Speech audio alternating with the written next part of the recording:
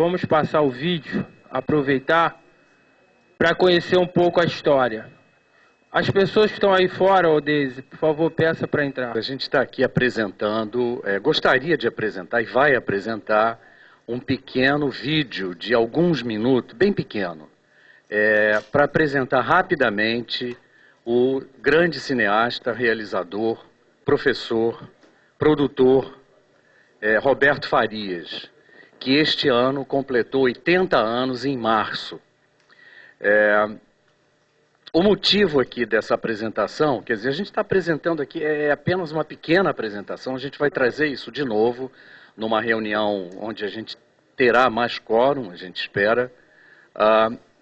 É a intenção de homenageá-lo, né? A gente tem, isso aqui partiu, na verdade, de dentro da UF, a revisão, o estudo, né, da obra desse cineasta surgiu há 1 ano e meio atrás, dentro da universidade, dentro do nosso curso de cinema e do programa de pós-graduação em comunicação. É a primeira vez que um cineasta recebe uma disciplina, ganha uma disciplina, chama-se Estudo Específico do Cineasta Brasileiro. Ele foi escolhido para ser o realizador, merecedor dessa investigação, dessa disciplina, durante 1 semestre. A gente havia pensado, em primeiro lugar, em estudar apenas a produção filmográfica de Roberto Farias, ou seja, o trabalho que ele fez para cinema, tá? Entre 1957, a data do seu primeiro longa-metragem, até o último longa-metragem que ele fez, em 86, que se chama Os Trapalhões no Alto da Compadecida. Foram 13 longas-metragens. Então, a primeira ideia era dedicar 1 semestre apenas ao trabalho do Roberto, tá? Mas essa produção ultrapassa a questão do cinema, ela entra pela televisão, pelo audiovisual do Brasil, e ele tem um trabalho muito grande também na televisão. Entre os grandes trabalhos dele da televisão, acho que as pessoas vão lembrar aqui, é uma minissérie chamada Memorial de Maria Moura, que foi ao ar em 94, é uma adaptação de Raquel de Queiroz. Então a gente resolveu ampliar o curso, que seria de 1 semestre, para 2 semestres. Então o ano inteiro de 2011, Roberto Farias virou tema dessa disciplina, num projeto de integração entre graduação e pós-graduação. E é a partir dessa experiência, dessa iniciativa, né, dessa motivação do trabalho com esse realizador, que a gente então vem aqui sugerir que a universidade outorgue o título de doutor honoris causa a essa grande personalidade, né, um humanista, uma pessoa que vai além da figura de um realizador, de um diretor. A gente pode afirmar que os últimos 60 anos da história do audiovisual brasileiro passam pelo Roberto Farias, nessa função de realizador, de produtor, de articulador de políticas públicas para o cinema brasileiro. Tá? Eu queria só lembrar rapidamente que entre 74 e 79 ele foi presidente da Embrafilme, tá? No momento em que, nesses 5 anos, a presença do Brasil, do cinema brasileiro, nas telas, no mercado brasileiro, chegou a ocupar quase 40% das telas. É um fato que nunca aconteceu antes e que nunca aconteceu depois, que a gente também percebe como uma certa nostalgia, né, da presença desse cinema, desse realizador, né? Enfim, um grande articulador de políticas públicas para o cinema também, tá? E que eu acho que para a gente, né, que trabalha com educação, né, na formação de alunos, de realizadores e pensadores do cinema, eu acho que é um exemplo de uma figura importante para novas gerações, tá? Então, eu acho que é isso. Rapidamente, eu acho que era isso que eu queria falar, e a gente então vai prosseguir, vai passar o vídeo, a gente espera que vocês gostem. Obrigado.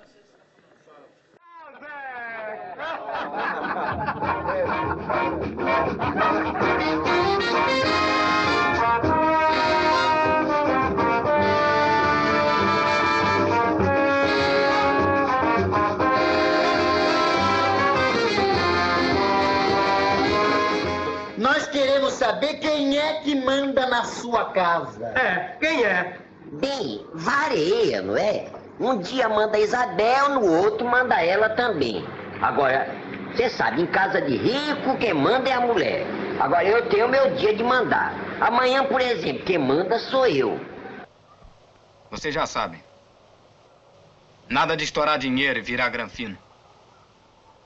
O homem tem outros planos na cabeça. Muito melhores do que esse do trem. Agora, é preciso andar direito. Em um ano, só podem gastar 10%. E quanto é meu 10%? Cada um tem que ficar de olho no outro. Porque a perseguição vai ser feia. Aquele que gastar demais e fugir do trato, vai morrer. Quem for preso, qualquer um de nós, é melhor se matar. Porfírio, eu vou te fazer uma confissão. Eu sou um rapaz direito. Ora, Joãozinho, você precisa superar essa fase. Eu sei que isso é uma coisa que não se admite mais hoje em dia. Mas eu não posso. Você compreende? Não tenho coragem de fazer mal a uma moça sem pretender casar com ela. Mas quem é que diz que você está fazendo mal? Você não pode compreender isso porque você é um libertino. Não, eu compreendo. Só que considero um fricote filosófico inteiramente insuperado. Foi por isso que até hoje eu não tive nada com a Daisy. E não é que eu não admita a ideia de me casar com ela, mas ela... Não diga isso! Como é que você pode se referir ao casamento assim, com tanta naturalidade, bolas? Louco!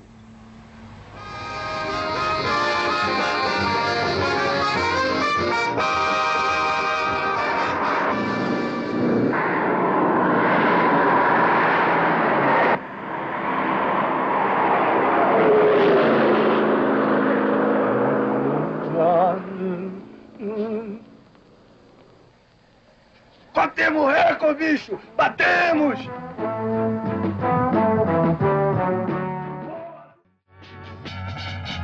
Eu sei que vou sofrer, mas tenho que esquecer.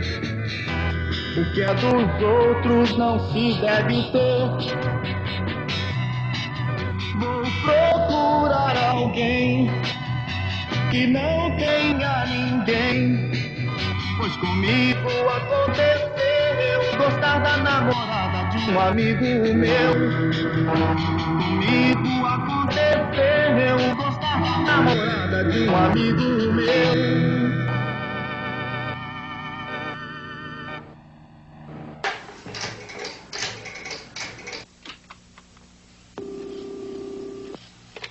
Alô? Alô, Albert, Miguel. Eu queria falar com o Rubens, ele tá? Com o Rubem? Não, ele tá assim. Um momentinho.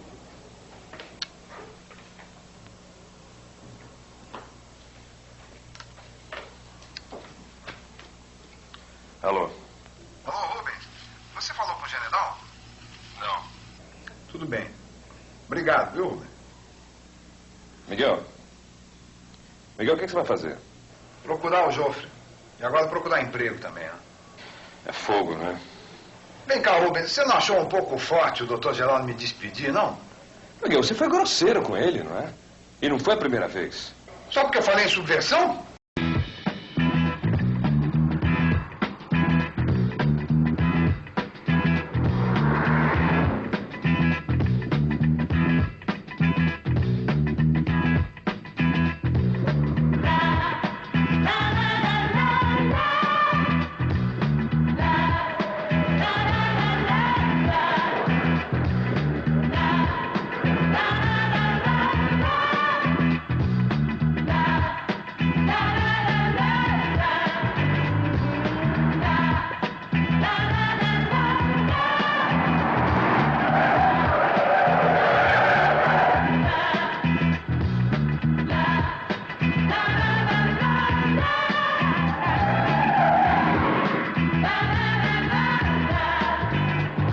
Tanta gente se esqueceu que a verdade não mudou.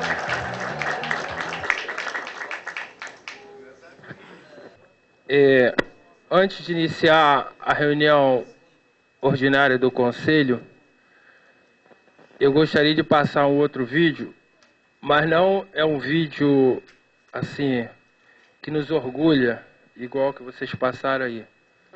É um vídeo sobre relato de um fato que aconteceu na universidade e que eu acho que merece um repúdio de todos e não pode se repetir.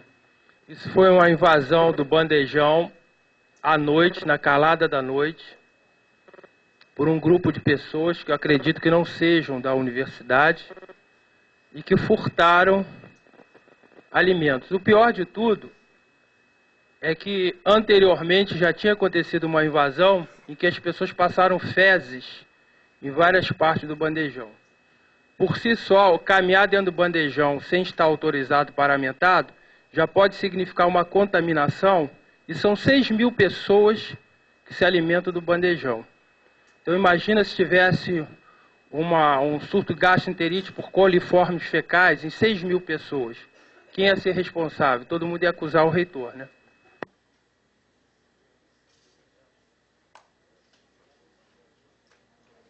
Isso aí é um caso de polícia, está entregue à Polícia Federal, né?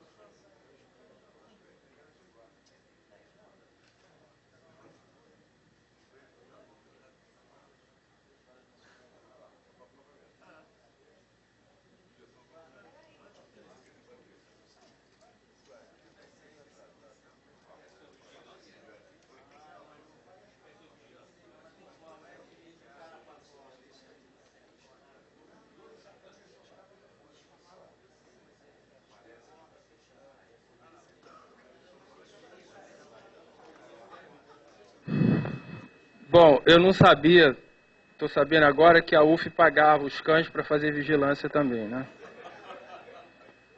Fiquei sabendo agora que faz parte da vigilância. Bom, convidar a professora Eblin para fazer uso da palavra. Eu sou Eblin, sou presidente do sindicato dos professores e estou aqui em nome do nosso comando local de greve para falar um pouco de como que está a greve, como que está a negociação com o governo e também um pouco de uma audiência que nós tivemos ontem com o reitor, né? Nós estamos completando 63 dias de greve já. Das 59 universidades federais, somos 58 em greve, só o Rio Grande do Norte não está em greve, né? Depois de mais de 50 dias sem o governo nos receber, né, sem receber o nosso Sindicato Nacional, o ANDES e o nosso Comando Nacional de Greve, no último dia 13 ele convocou para uma reunião e fez uma proposta que foi rejeitada por unanimidade em todas as assembleias, né? A proposta foi rejeitada e vocês já devem ter tido acesso ao documento que a UF, que nós elaboramos e que o próprio Comando Nacional de Greve elaborou, porque a gente entende que a proposta do governo é uma total desestruturação da nossa carreira, né, agravava as disparidades entre a categoria, dentro da categoria, né, propunha aumentos muito diferenciados, sem lógica, né, então agravava ainda mais a nossa situação, criando uma discrepância maior. E porque a proposta do governo se resumiu, na verdade, a percentuais de aumento, e a nossa pauta de reivindicações desde o começo da greve é pelo plano de carreira e por condições de trabalho. Então a gente voltou à mesa de negociação ontem, né, segunda-feira, apresentando, na verdade, voltamos à mesa de negociação na segunda, apresentando a rejeição em todo o Brasil da proposta do governo e apresentando um documento de que por que rejeitávamos a proposta do governo, né? O governo pediu um tempo, né, um dia, para analisar o documento que o Andes entregava, e ontem, depois de desmarcar por 3 vezes a reunião mudou de horário 3 vezes, à noite se reuniu com o nosso comando de greve e fez uma nova contraproposta, né? Mudou um pouco o percentual, mas a gente ainda nem tem oficialmente a resposta, que o Comando Nacional de Greve está se reunindo neste momento para mandar para as bases, então, a avaliação e a proposta na íntegra, né? O governo usou como metodologia, como estratégia, a mesma coisa que ele fez no dia 13, que ao mesmo tempo que ele comunicava ao Comando Nacional de Greve, ele colocava na mídia. Então a categoria acabava sabendo da forma que a mídia passou, que foi uma forma completamente distorcida, né? Ao mesmo tempo que o nosso comando estava sabendo. Então a gente nem sabia da resposta ainda, e os sindicatos, nossos telefones estavam sendo bombardeados, querendo informações sobre uma proposta que a gente nem tinha clareza ainda qual era, porque o governo nem tinha apresentado ainda no papel para o nosso Comando Nacional. Então hoje deve estar saindo uma avaliação do Comando Nacional de Greve, e a gente vai estar fazendo uma assembleia às 14 horas na Escola de Serviço Social para continuar a discussão sobre a greve. A gente está entendendo que a greve entra no outro momento, né? Depois de mais de 60 dias de greve, e a gente está entendendo que é necessário a gente ver os pontos de que, de fato, a gente não abre mão nesse processo de negociação, e ver os pontos em que a gente pode negociar. Então, acho que um pouco vai ser esse o movimento que a gente vai tentar construir com a categoria, e que certamente tentará ser construído em todo o Brasil. Internamente, ontem nós fizemos uma audiência com o reitor, porque alguns pontos para nós eram centrais para a gente discutir com a administração central. O primeiro deles foi em relação à agenda acadêmica, porque os professores estão cobrando muito já o sindicato, porque por conta da suspensão do calendário escolar e a abertura das inscrições para os trabalhos em agosto, os professores estão lá. Então a gente está em greve, mas vai ter que trabalhar. Então a gente foi conversar isso com a reitoria, solicitando que a agenda acadêmica fosse adiada, postergada após a greve, né, com a recomposição do calendário, né, e o reitor explicou os motivos de não ter, que ele certamente vai falar, né, de não ter adiado ainda as inscrições da agenda, mas se comprometeu que a agenda só aconteceria após o término da greve, com a reposição do calendário. A gente está entendendo que a agenda acadêmica não pode, mesmo que a greve acabe agora em agosto, ela não tem condições de acontecer um mês após o término da greve, porque a gente teria 2 meses de trabalho para apresentar os nossos alunos, né? Então não seria plausível, então a agenda acadêmica teria que ser levado um pouco mais para frente, acompanhando a recomposição do calendário. O outro ponto que a gente colocou ontem também na audiência, que é algo que vem preocupando a gente, que já é uma discussão antiga do sindicato, uma solicitação também antiga do sindicato, é a alteração, a mudança no estatuto eleitoral da UF, que proíbe os professores em estágio probatório de assumirem cargos eletivos, né? Isso causa um grande problema, em especial para o interior, onde a maior parte dos professores estão em estágio probatório, né? Esse é um regimento, na avaliação da assessoria jurídica, ilegal, porque ele acaba entrando em atrito com a lei federal, que permite que qualquer professor em estágio probatório possa ser eleito.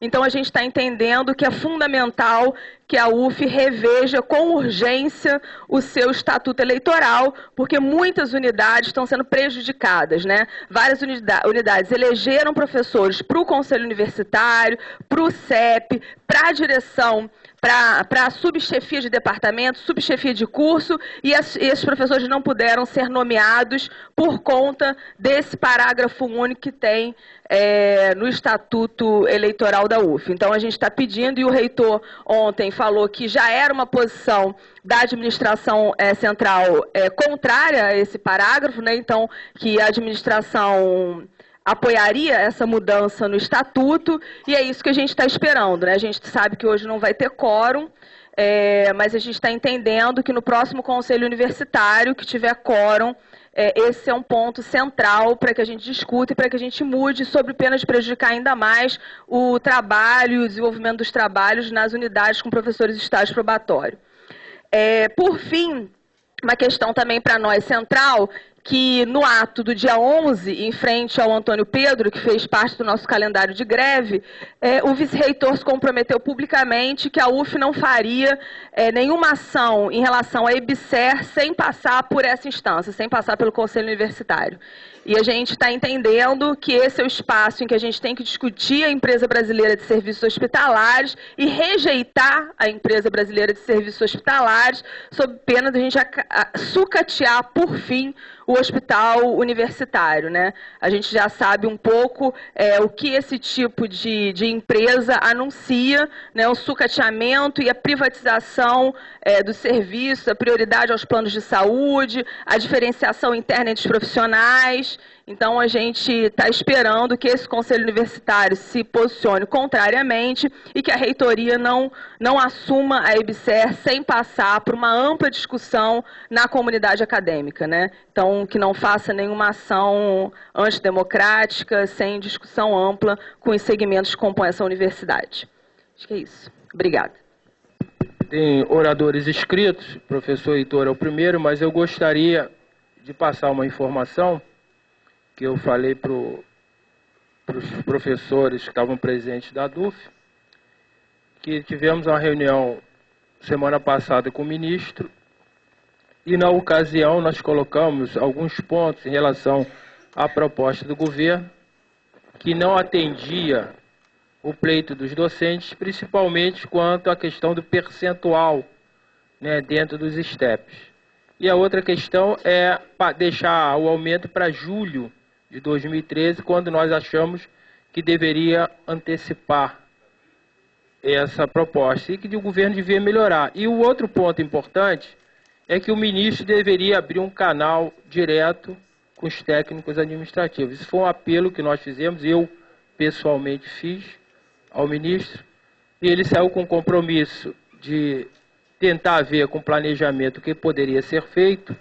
E aí outros reitores falaram, obviamente, não foi só eu, e se comprometeu ele abrir um canal com os técnicos administrativos. Então foi o resumo da reunião que tivemos com o ministro. E, pelo que eu estou vendo, houve, né, alguma modificação, e aí tem que ser analisado pelo comando da proposta do governo, em que tivemos um aumento do total de 300 milhões. Antes ele falou que não podia aumentar nada. Já aumentamos 300 milhões. Então, essa é a informação que eu gostaria de passar. E a outra é que a proposta de modificação do que tange a questão do período probatório foi uma colocação nossa, uma proposta nossa, que foi remetida às câmaras. Se eu não estou enganado, e lá alguém dos conselhos pode me dizer, está passando pelas câmaras essa discussão dessa modificação, e alguém que participa dessa Câmara poderá falar melhor, talvez, não sei se da comissão, né? É uma comissão, não é isso? Que foi criada justamente para isso, né? Eu não sei se Palharini faz parte, eu não estou lembrado o nome da comissão que faz parte para estudar essa questão de modificação, mas eu sei que está tramitando. Professor Heitor, primeiro orador inscrito. Pedindo aos conselheiros que se ativesse ao tempo, nós não temos quórum ainda para deliberação, tá? Só para iniciar. Professor Heitor. Magnífico reitor, senhores conselheiros, bom dia. O que me traz hoje aqui ao microfone é uma proposta que eu vou apresentar à mesa, evidentemente que será encaminhada às câmaras especializadas para devida análise, que trata do seguinte: nós temos reparado que com o programa Reúne, com a expansão muito grande que teve a universidade nesses últimos anos, o interior cresceu muito, a universidade como um todo cresceu muito. E isso tem um subproduto que é a criação de novos organismos. Então, o interior quer se reorganizar em termos acadêmicos, departamentos, coordenações. Tinha um departamento, passa a ter 2, passa a ter 3. Na área administrativa, a mesma coisa, criam-se gerências, criam-se setores novos para justamente prover esse crescimento da universidade. Isso tem passado hoje mesmo na nossa pauta. Nós temos a criação de um departamento, uma coordenação, que são coisas que a universidade executa e que passa no conselho normalmente. O que a gente tem verificado nas câmaras especializadas onde esses processos tramitam? Que muitas vezes faltam informações.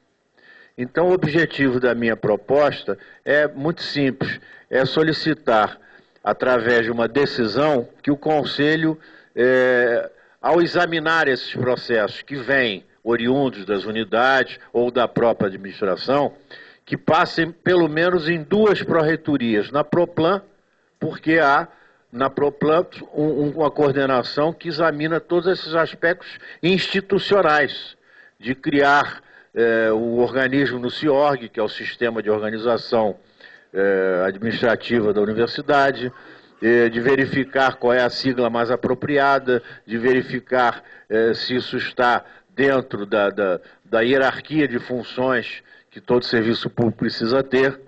Então passa na Proplan obrigatoriamente. E também na Progep, porque toda criação de algum órgão significa, salvo o melhor juízo, a introdução de novos servidores. Então, cria-se um novo órgão, precisa de ter uma secretária, precisa ter um auxiliar.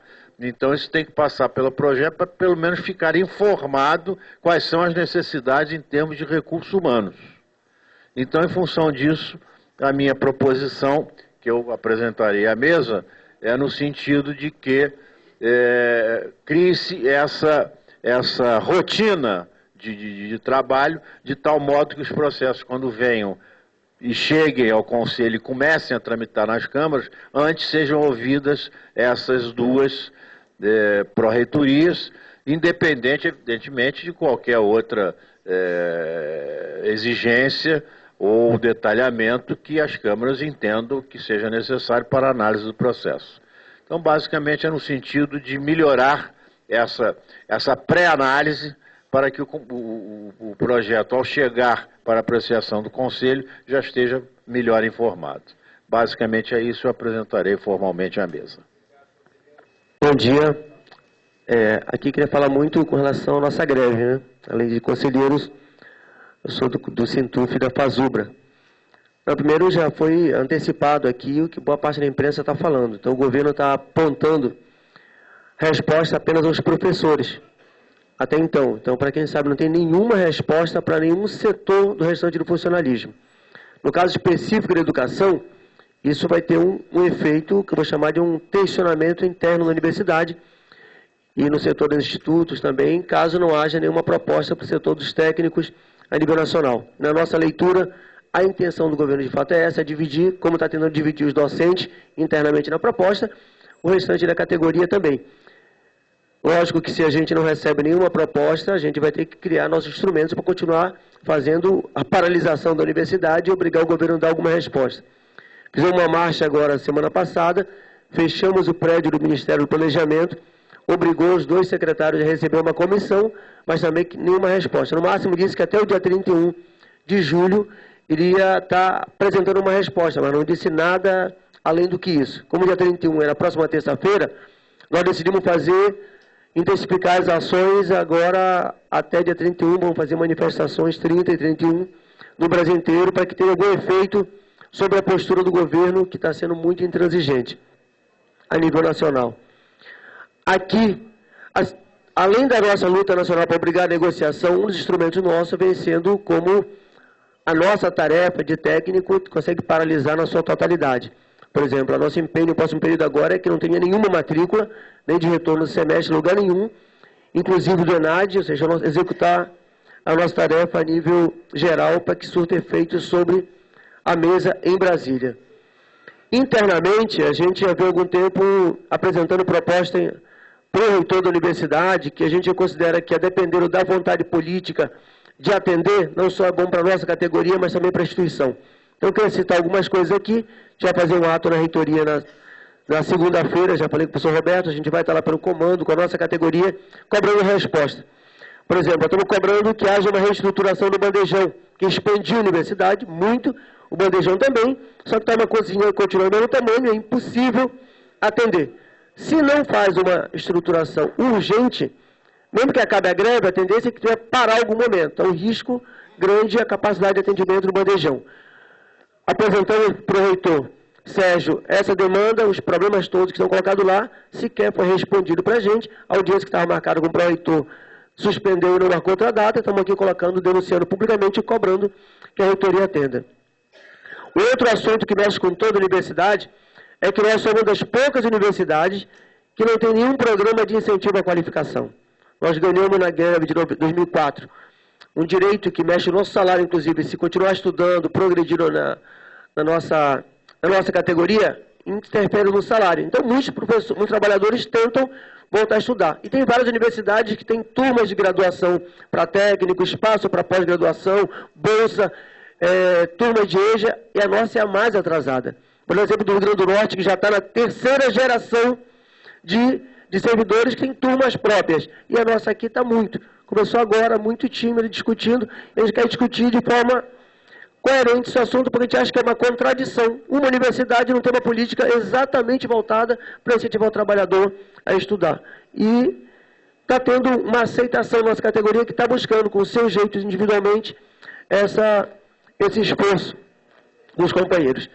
E, por último, os itens que a gente considera fundamental, sobre segurança no trabalho. Muitos setores têm problema de insegurança no trabalho. Sempre a gente trouxe aqui no Conselho o problema do adicional de insalubridade, mas é mais do que isso.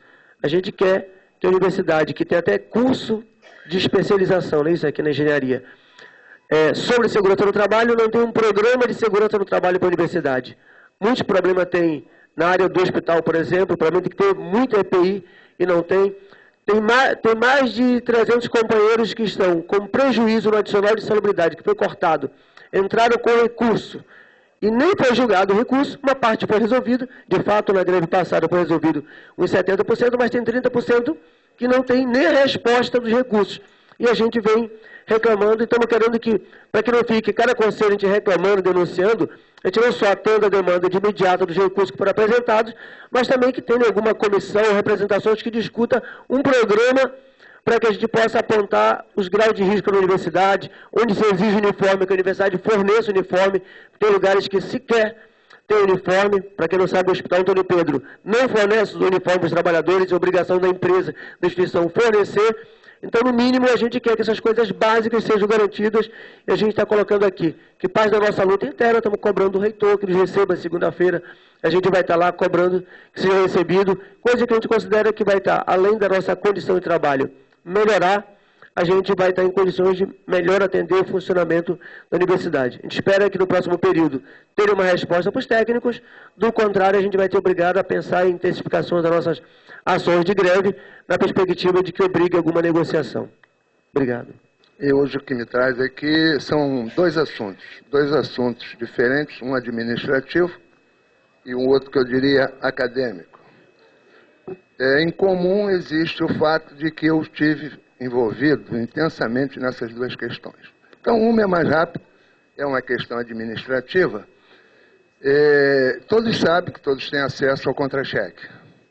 Tem que se inscrever no sistema SIAP, senha, recebe de volta, confirma. E O que acontece?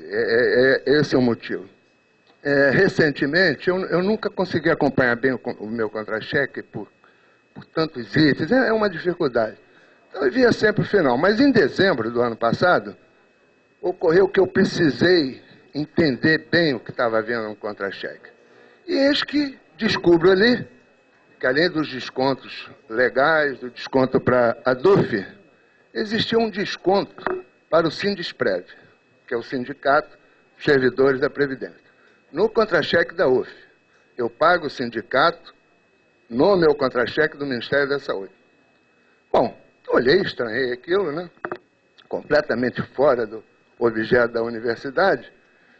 E aí fui olhar o contra-cheque atrás, ou seja, está bem que foi descuido meu. Eu estava sendo descontado pelo Sindesprev desde 2009.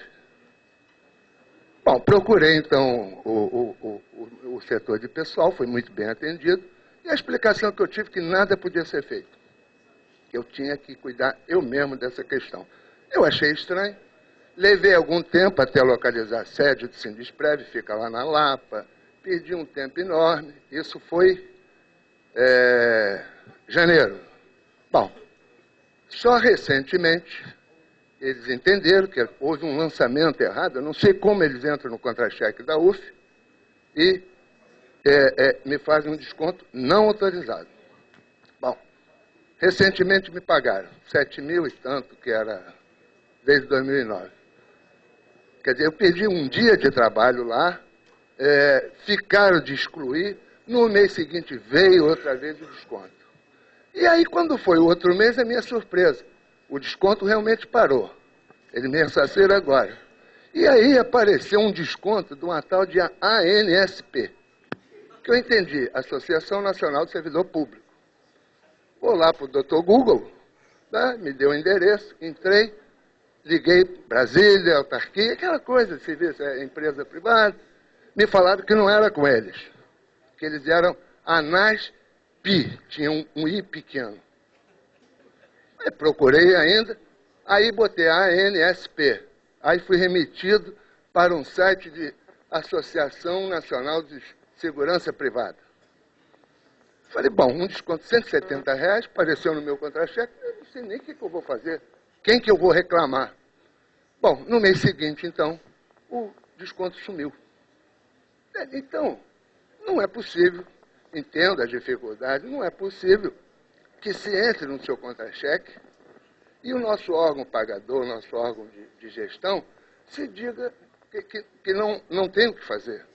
Quer dizer, alguma coisa. Eu pedi, inclusive, que o DAP, então, procurasse, mandasse algum documento para o planejamento, que não tinha que ser por minha manifestação pessoal. Então, essa questão do contra-cheque, eu fiz uma indicação, gostaria de que fosse encaminhada, à Pró-Reitoria de Gestão de Pessoas, que estude e desenvolva mecanismos de proteção do nosso contra-cheque. Tá? E que também não se furte a atuar nos fóruns competentes. Porque quando a gente entra no CIAPS, qualquer anormalidade dirija-se ao seu órgão pagador. E o órgão pagador, então, impossibilitado que estava, então espero provocar alguma coisa. A outra coisa é a questão acadêmica. Né? Recentemente, o CEP publicou uma resolução,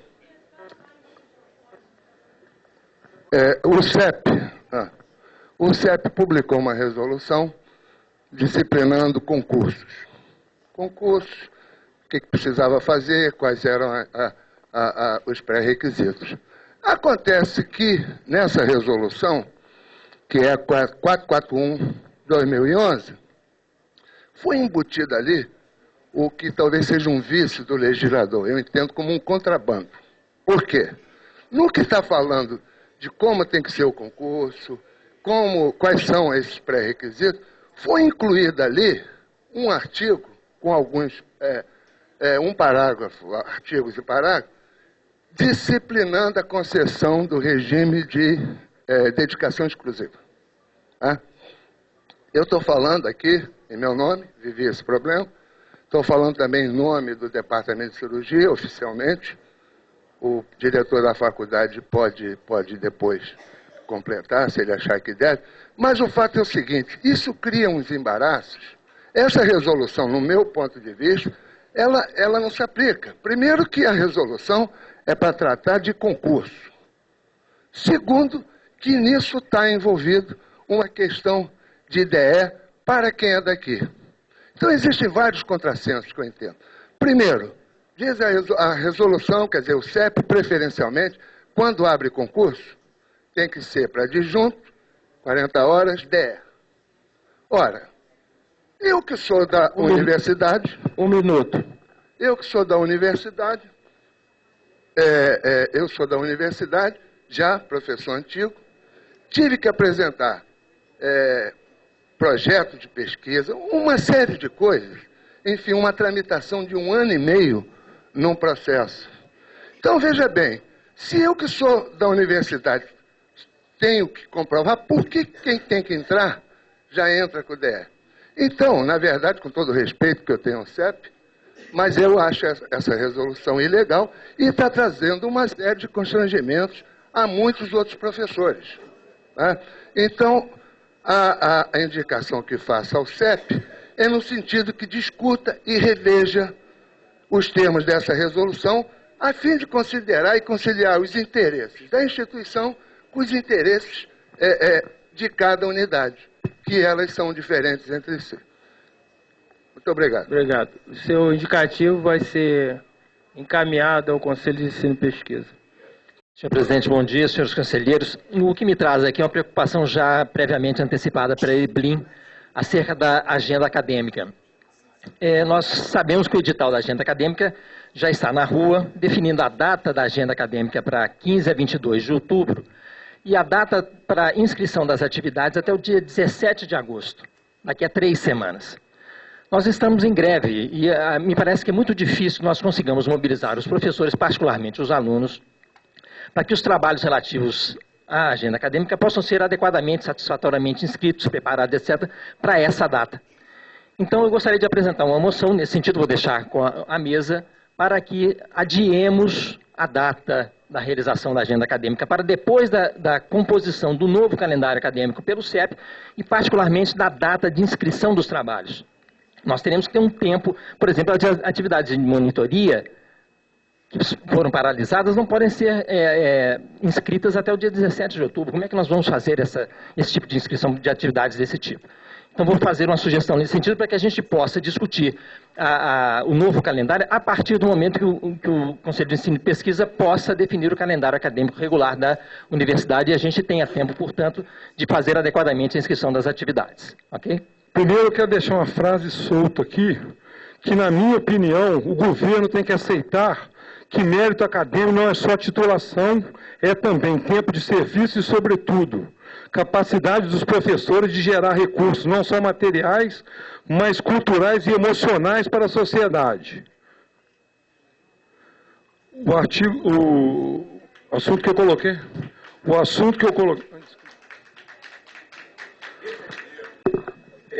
eu li, raramente hoje eu leio jornal, eu lia jornal pra caramba, agora eu evito, só leio quase que só livro. Mas num domingo eu li um artigo do Alberto Carlos de Almeida, um brilhante professor que a UF perdeu para a FGV, por a nossa miopia, né, de não aceitar. Ele viria para o Departamento de Engenharia de Produção, ele era do Data UF, e ele não veio para o Departamento de Engenharia de Produção porque a universidade não quer ganhar dinheiro. Parece que ganhar dinheiro é pecado. E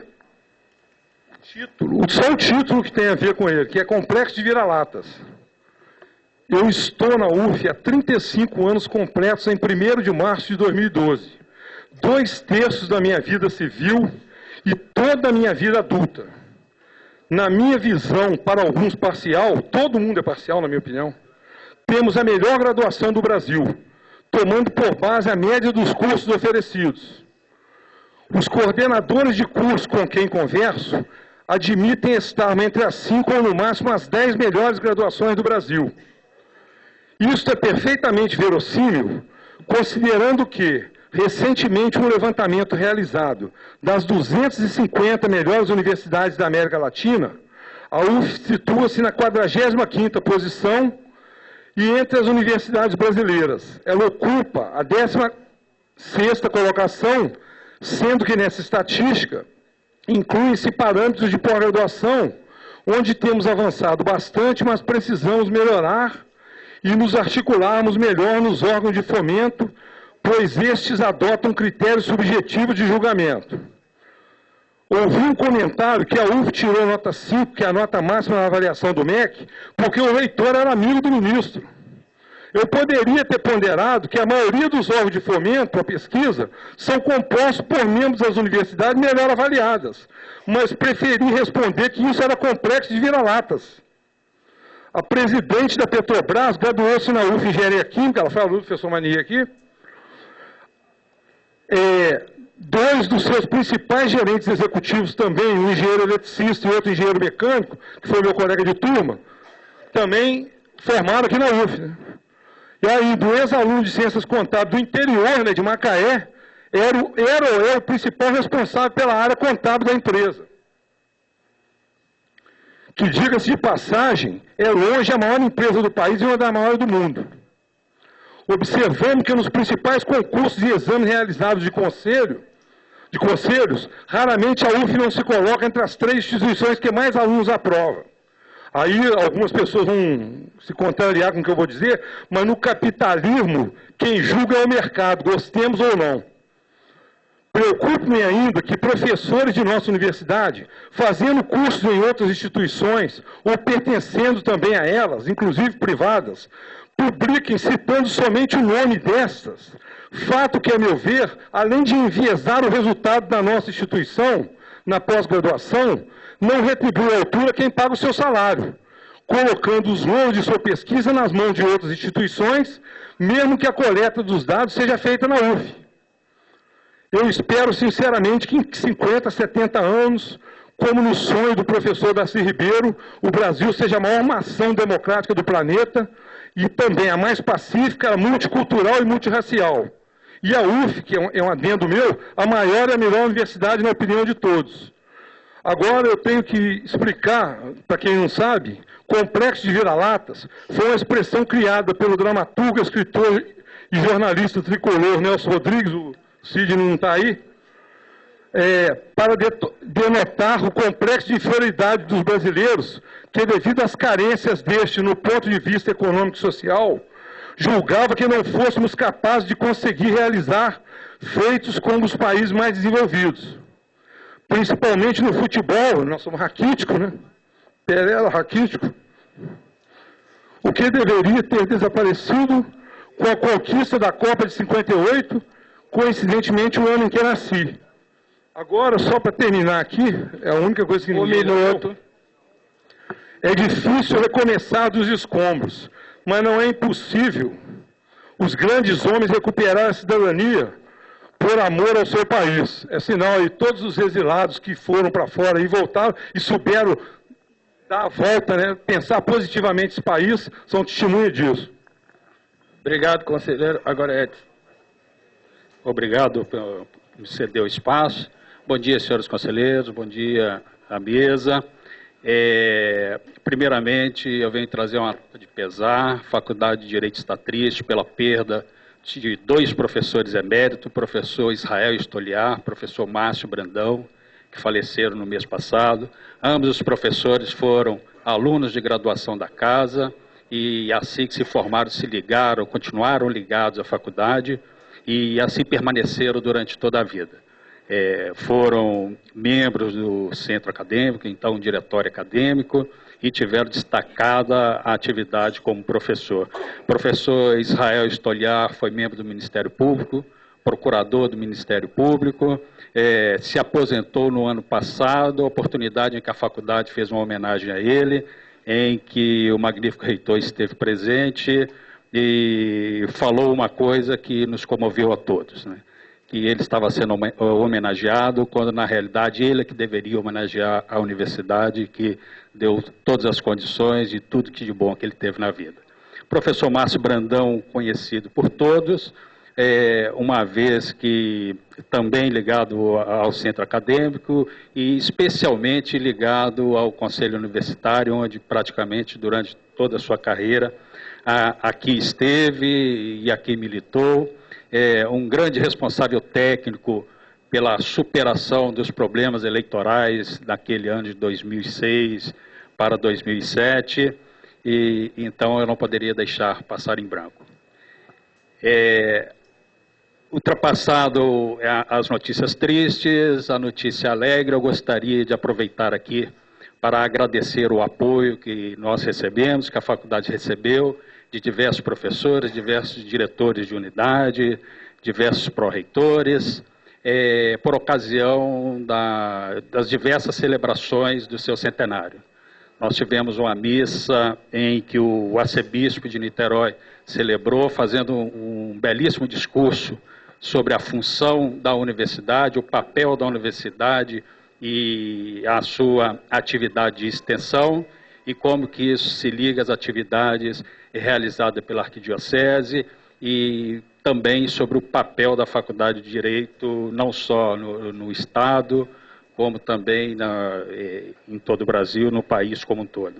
Então, nós fizemos uma cerimônia oficial, que em razão de espaço, nós não temos um espaço adequado.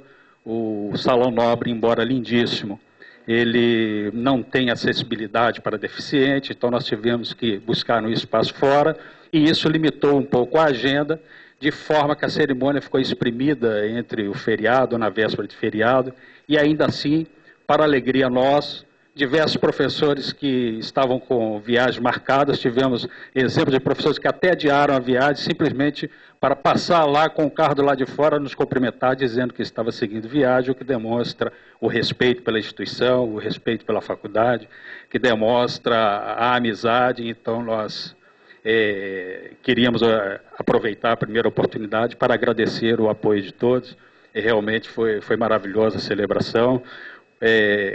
Também o grande acesso que tivemos ao almoço dos ex-alunos, né? Fizemos um almoço dos ex-alunos, a engenharia esteve em peso no almoço dos ex-alunos, embora a gente tivesse até uma dificuldade de comunicação, e foi divulgado 3 datas diferentes do almoço, que naturalmente contribuiu para o esvaziamento, mas mesmo assim nós tivemos em torno de 300 pessoas, o que demonstra que o objetivo, se não atingido ao máximo, de alguma forma foi atingido, né?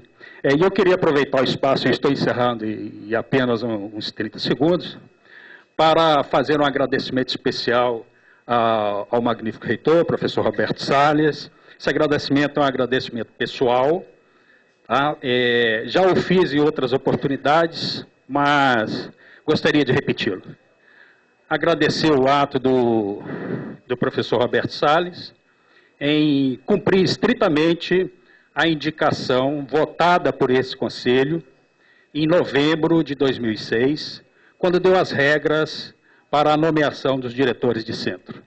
Naquela oportunidade, a indicação proposta pelo professor Serra dizia que o diretor, para aquele ano de encerramento, seria indicado pelos diretores, aprovado pelo conselho, o nome, e aí o reitor nomearia.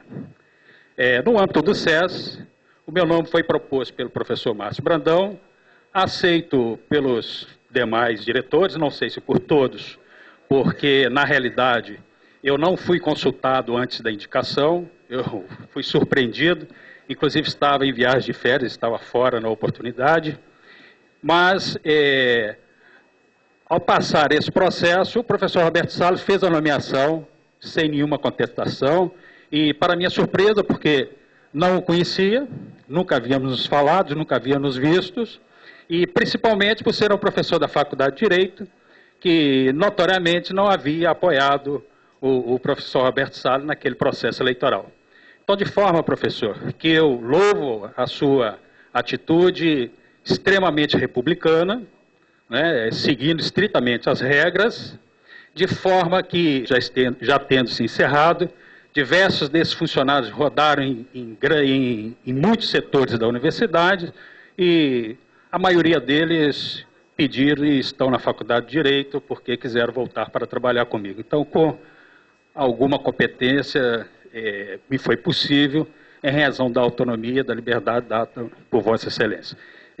De maneira que eu já havia mencionado isso no momento da minha posse como diretor da Faculdade de Direito, e volto a mencionar agora para fazer novamente o agradecimento de público por esse seu ato, que eu acho que é o ato correto do administrador, estritamente aquilo que a Constituição espera de quem milita na administração pública.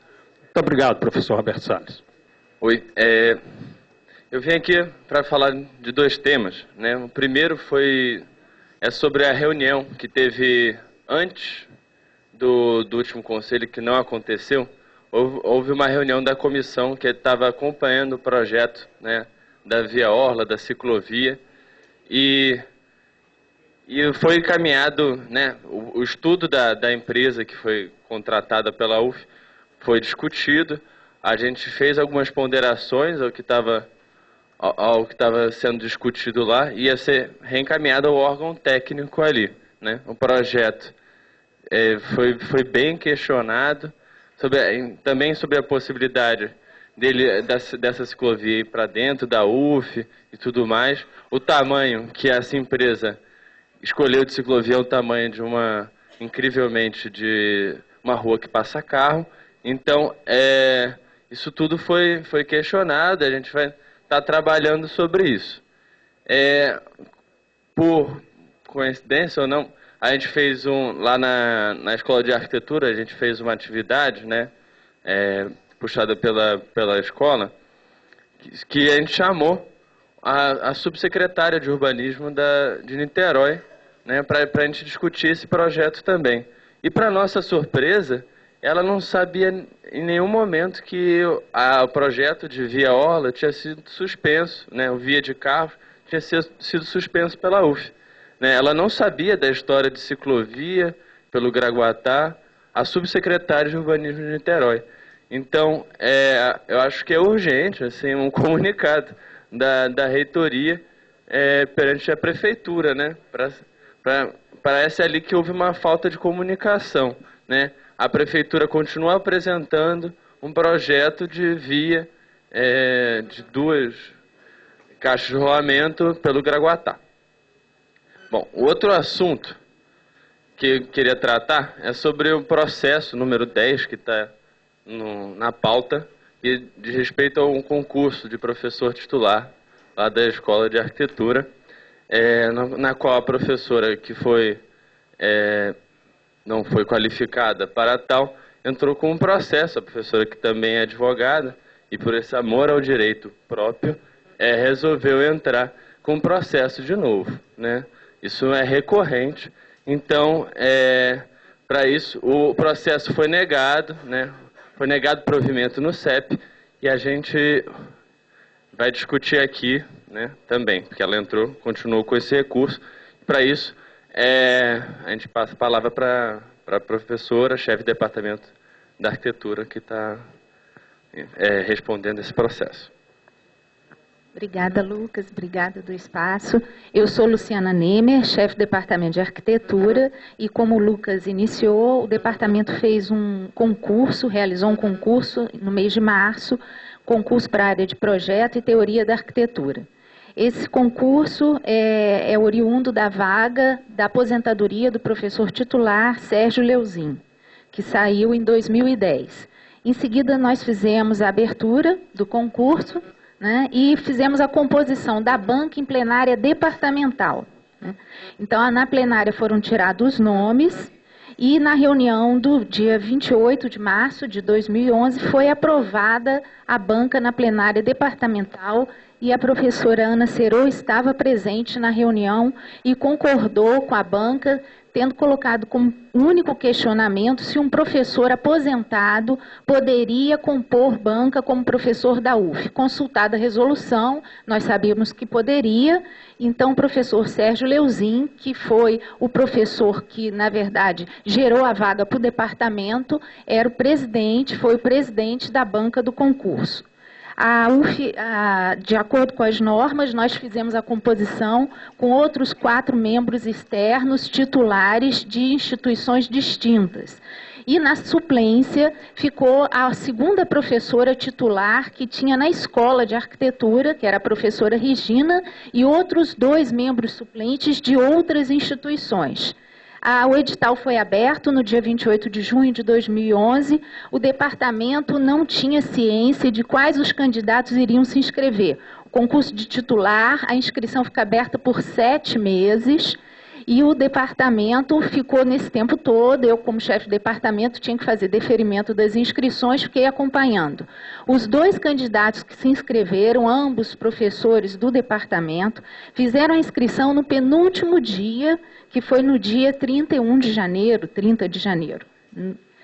Nessa ocasião, depois do deferimento da inscrição dos 2, e isso para o concurso que ocorreu dia 12 de março, nós tínhamos 40 dias. Eu fui na DGL, antiga Copemag, comunicar que um dos membros da banca, professor Frank Svensson, por motivo de saúde, não ia comparecer. E aí foi solicitado que a professora Circe Monteiro passasse a ser a suplente. Em seguida, o professor Edson Mafuz declinou também da suplência. E eu comuniquei à DGL que a terceira suplente era a professora Regina, na ocasião, né, do concurso em si, e ela era irmã de um dos candidatos e estava como suplente. Na DGL, eu fui informada que qualquer alteração seria só na composição dos titulares e que esse caso poderia ser levado até o reitor. Então, o concurso ocorreu, consciência da DGL, Copemag, consciência dos candidatos que tinham até 5 dias após a inscrição para interpor recurso contra a banca e a candidata não fez nenhum recurso dentro do prazo que ela tinha. Ela tinha conhecimento da banca. O concurso ocorreu na maior lisura. A professora Regina em nenhum momento participou do concurso. Desculpe, professora, mas esse assunto está na pauta. Eu pensei que a senhora fosse fazer uma explanação rápida, porque quando chegar o momento, aí vai ter que se repetir tudo que a senhora está falando, só vai ter a defesa. Então, não justifica fazer uma defesa do concurso nesse momento, desculpe. Então, acho que já deu para entender o que se trata. Quando chegar no momento da pauta, no momento certo, a senhora vai ter... os candidatos ou quem foi prejudicado vai ter o momento certo, tá? Tá bem, peço obrigada. Desculpa, viu? Nada. Então eu gostaria só que fizesse o resumo e encerrar. Então, só para finalizar, a professora não participou em nenhuma etapa do processo. O concurso é tese, apresentação da tese, defesa de memorial, aula didática, a critério do candidato. A professora não esteve nem nas dependências e o concurso foi todo filmado, como pode-se comprovar, existe a filmagem que está arquivada na reitoria, mostrando que a professora Regina, embora irmã de um dos candidatos inscritos, em momento nenhum foi solicitada a participar da composição da banca do concurso. Obrigada. Obrigado. Bom, eu sou o último inscrito, vou falar rapidamente. Primeiro eu queria responder ao Lucas, vou começar de trás para frente, Lucas, que foi aceito até a sua proposta de diminuir para o tamanho regular de uma ciclovia, né? Segundo lugar, isso foi publicado nos jornais, a decisão do Conselho estava na página da UF, que nós faríamos um calçadão e uma ciclovia, o que foi decidido nesse Conselho. Então, não vejo nenhum problema, deixa quem quiser pensar o que quiser. O importante é a nossa decisão. Nós somos um órgão federal e temos autonomia sobre nossa área. A outra questão que eu queria falar é sobre o INEPAC. Nós estamos com um concurso de arquitetura para o Cinema Icaraí há 3 meses pronto, esperando que o INEPAC se pronuncie o que realmente pode se fazer naquele cinema. E até agora, absolutamente nada aconteceu. Então, uma justificativa que eu estou dando para a nossa comunidade. Não por causa da UF, por causa do INEPAC, a morosidade ou a falta de interesse em definir o que pode, os parâmetros para nós fazermos o concurso.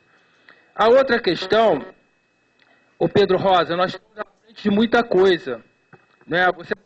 Você falou alguns assuntos que não conseguiu colocar para frente segundo sua visão, mas você tem que falar que nós estamos muito à frente de outras universidades contra o reenquadramento dos aposentados, que você sabe que foram pouquíssimos que tiveram peito de fazer, por exemplo, 5, o serviço médico odontológico, vários programas de extensão, isso tudo beneficia a maioria das pessoas que estão presentes no movimento são os aposentados.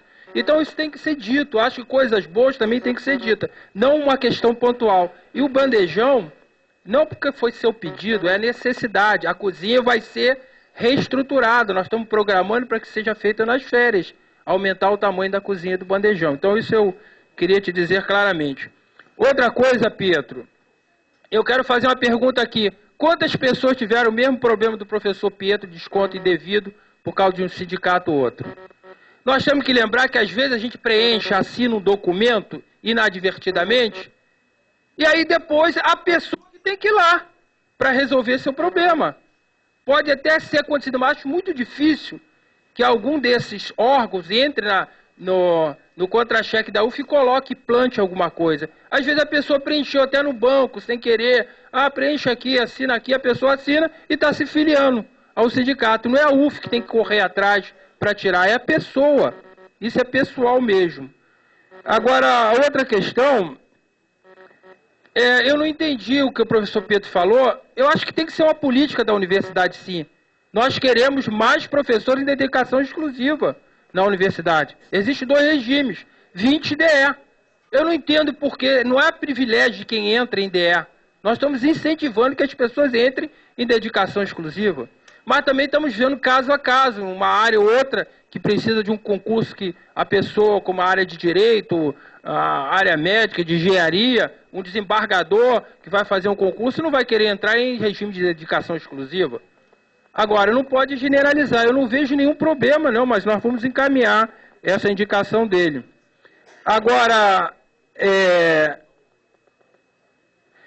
ô Mineiro, pelo amor de Deus, Mineiro, muito obrigado pelo prestígio que você me deu, hein? Sou amigo do ministro, por isso que a UF ganhou o conceito 5, que coisa boa, que poder que eu tenho, hein? Inclusive os examinadores são pessoas que a gente nem conhece, não sei nem de que universidade elas vêm. Bom, professor Edson, parabéns pelo centenário da faculdade. E realmente eu não estava errado quando confirmamos sua nomeação. Parabéns, professor Wilson, também pelo centenário, e professor Cresos. E só queria falar uma coisa para o professor Edson, que lamentavelmente, eu tenho que dizer que quem completou o centenário primeiro foi a Faculdade de Odontologia e Farmácia. Direito ficou em segundo lugar, mas os parabéns também para a sua faculdade. Bom, ordem do dia, gostaria de saber do secretário Antônio Fontana, está secretariando hoje, está com a lista na mão, porque olha só, não temos, temos aqui na pauta, temos, todo mundo está com a pauta aí? Todo mundo olhou? Gostaria de saber dos senhores, nós temos quórum para deliberar. Quórum mínimo para deliberar, né? Mínimo. Eu gostaria de saber se alguém teria alguma... Sim, vamos contar. Quantos são para deliberar? Algum conselheiro deixou de assinar? Por favor, Ronald. Quem mais? Por favor. Aí, Vainer. Por favor. Já deu o quórum, viu? Eu sabia que tinha quórum. Paulo Tralles. Viu, professor secretário Fontana? São quantos para deliberar? 42. Nós tínhamos 39, com mais 5. Então, já temos o quórum. 1, 2, 3, 4. Quem mais? 5. Ronald. Já temos o quórum. Eu gostaria que vocês fossem ver na pauta quais são os destaques. Quais são os destaques da pauta? Ué, tá aqui, vem cá contar. Vamos contar. Hã? Processo 10. Pois não.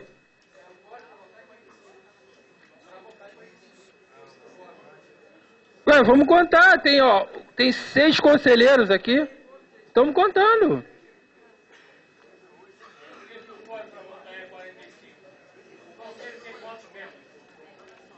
Quantos membros tem um conselho? O professor Ayrton, você levantou a questão boa. Quem está dizendo é Fontana, então nós temos que contar. Quantos conselheiros são? Quem tem que saber é a Secretaria-Geral, mas o secretário está de férias.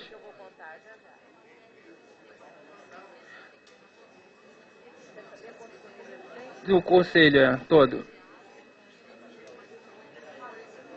Eu não assinei, pronto, dei o quórum, sou eu. Eu assinei, dei o quórum. Temos o quórum mínimo. Temos 45, pronto.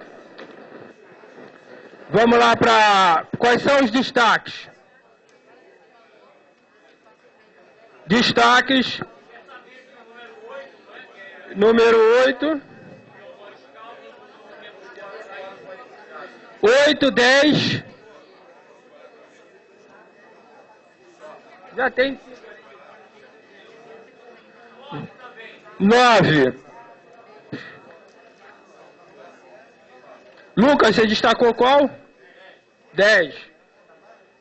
5. 10. Número 1.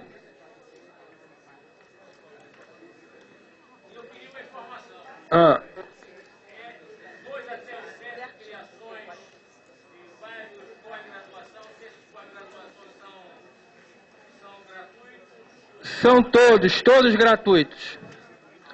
Bom, são 45 membros, como exige, como falou o secretário Fontana, e vamos deliberar os destaques 1, 5, 8, 9 e 10. Todos concordam? Vamos fazer a votação em bloco, com exceção dos destaques. Os conselheiros estiverem de acordo, permaneçam como estão. Aprovado. Processo número 1. Ratificação do convênio com Macaé.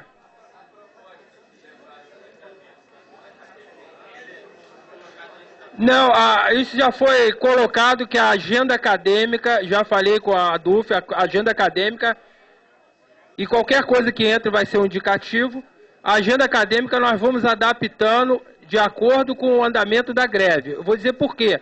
Porque ninguém faz uma agenda acadêmica do dia para o outro. Eu conversei ontem com a DUF e nós vamos adiando, dilatando os prazos, viu, professor Napoleão? Pode ficar tranquilo.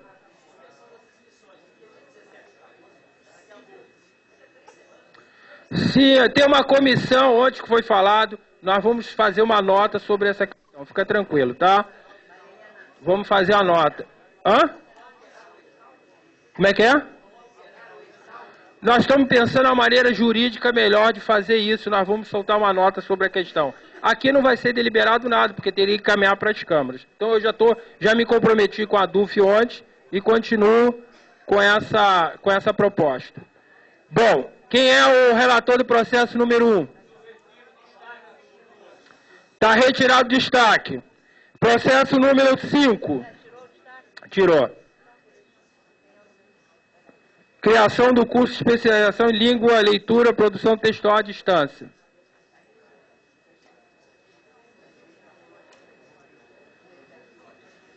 Só quero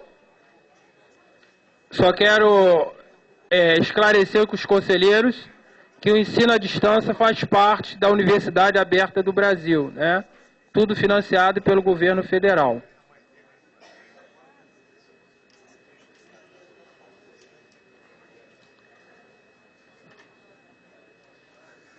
O processo número 8 nós não podemos deliberar porque não tem o quórum qualificado, tá?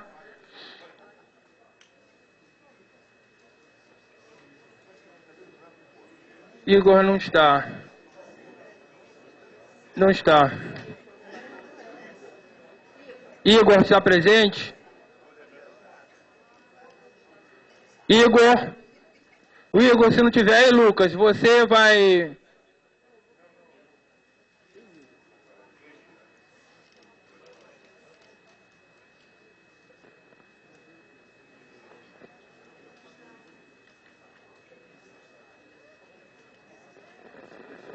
Não, mas... relatar aqui o processo do criação do curso especial em ensino de leitura, produção textual à distância. Quem que pediu destaque para o número 5? Foi Napoleão que pediu o destaque número 5?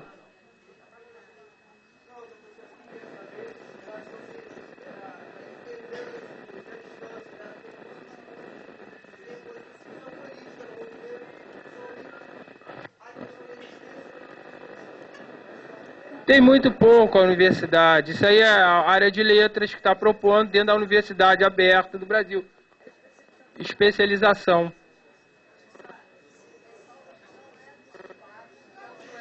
Não é curso pago, é gratuito. É o governo federal que banca. Tu retira o destaque? Então está retirado. Vamos lá para o processo número 9. Não, 9. Creso é o relator do processo número 9. Indicação de nomes de técnico administrativo para membros das câmaras. Senhores conselheiros, tendo recebido o processo com relação à indicação de membros técnicos administrativos para a composição das câmaras especializadas, o parecer da Câmara de Legislação e Norma, considerando uma decisão do CUV 046 de 2011, que aprova a alteração do regimento interno do Conselho com o objetivo de incorporar representantes técnicos administrativos nas câmaras especializadas, considerando o documento apresentado pelos técnicos administrativos à Secretaria do Conselho Universitário, considerando que a alteração do regimento interno não foi feita, o que inviabiliza o solicitado, a Câmara de Legislação e Normas entende da soberania do Conselho Universitário e que a composição das câmaras é uma prerrogativa de sua plenária e, como tal, propõe: 1. Em regime de excepcionalidade, que o CUV homologue a ata em anexo do dia 2/4/2012, onde constam os técnicos administrativos que comporão as câmaras especializadas do CUV. 2. A criação de uma comissão para regulamentar a aplicação do conteúdo da decisão 046/2011 do CUV. 3. A incorporação imediata dos servidores técnicos administrativos mencionados da ata nas câmaras do CUV, expirando o seu mandato, juntamente com os demais membros das mesas. Sala das Câmaras Especializadas, 21 de maio de 2012.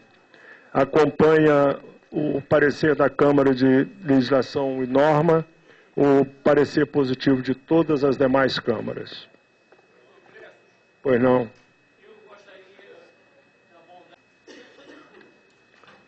Câmaras especializadas. Câmara de Legislação e Normas, Lúcia Helena Vinhas Ramos.